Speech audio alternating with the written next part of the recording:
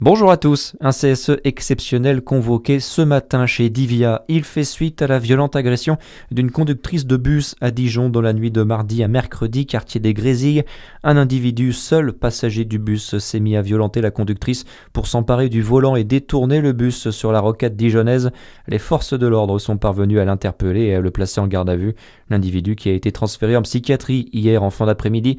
La violence contre les agents du service public est inacceptable, a réagi la maire de Dijon, Nathalie Kunders. Prudence en Saône-et-Loire, la Seille est placée en vigilance jaune pour crue depuis hier. La vigilance est encore en vigueur ce matin. Hier soir, plusieurs axes routiers étaient inondés et fermés à la circulation dans le Louhanais.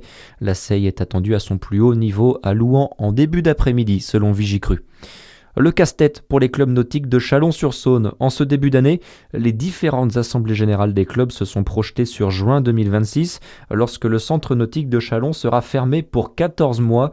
Des travaux doivent être menés, annoncés depuis plusieurs années. Une solution a été trouvée à la piscine Camille Muffat à Saint-Rémy. Toutes les demandes, cependant, ne pourront pas être satisfaites. Les clubs poursuivent ainsi leur recherche de solutions. À Besançon, il y avait hier les vœux du directeur général du CHU devant environ 450 personnes à la Rodia. Dans le même temps, une cérémonie de contre-vœux était organisée par les syndicats FO, Sud et CGT dans le hall du CHU. 80 agents étaient présents pour refuser la mise en place de la nouvelle gestion du temps de travail. Dans le reste de l'actualité, en France, nouvelle coupe dans les effectifs de l'éducation nationale à la rentrée prochaine.